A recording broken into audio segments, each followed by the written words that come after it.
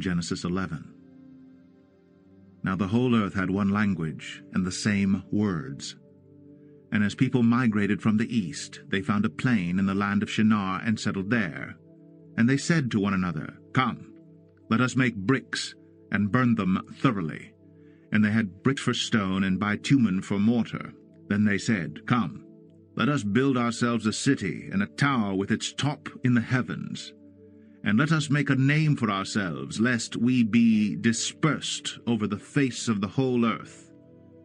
And the Lord came down to see the city and the tower which the children of man had built. And the Lord said, Behold, they are one people, and they have all one language, and this is only the beginning of what they will do. And nothing that they propose to do will now be impossible for them. Come, let us go down and there confuse their language, so that they may not understand one another's speech. So the Lord dispersed them from there over the face of all the earth, and they left off building the city. Therefore its name was called Babel, because there the Lord confused the language of all the earth. And from there the Lord dispersed them over the face of all the earth. These are the generations of Shem. When Shem was 100 years old, he fathered Arpachshad 2 years after the flood, and Shem lived after he fathered Arpachshad 500 years and had other sons and daughters. When Arpachshad had lived 35 years, he fathered Shelah, and Arpachshad lived after he fathered Shelah 403 years and had other sons and daughters.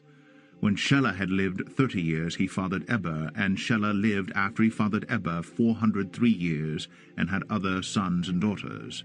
When Eber had lived 34 years, he fathered Peleg, and Eber lived after he fathered Peleg 430 years and had other sons and daughters. When Peleg had lived 30 years, he fathered Reu, and Peleg lived after he fathered Reu 209 years and had other sons and daughters. When Reu had lived 32 years, he fathered Serug, and Reu lived after he fathered Serug 207 years and had other sons and daughters. When Serug had lived 30 years, he fathered Nahor, and Serug lived after he fathered Nahor 200 years and had other sons and daughters. When Nahor had lived 29 years, he fathered Terah, and Nahor lived after he fathered Terah 119 years and had other sons and daughters. When Terah had lived 70 years, he fathered Abram, Nahor, and Haran. Now these are the generations of Terah. Terah fathered Abram, Nahor, and Haran fathered Lot. Haran died in the presence of his father Terah in the land of his kindred, in Ur of the Chaldeans. And Abram and Nahor took wives. The name of Abram's wife was Sarai, and the name of Nahor's wife Milcah, the daughter of Haran, the father of Milcah and Iscah. Now Sarai was barren.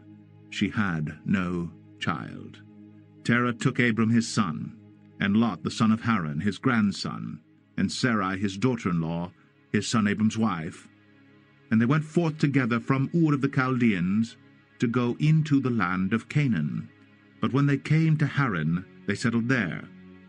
The days of Terah were 205 years, and Terah died in Haran.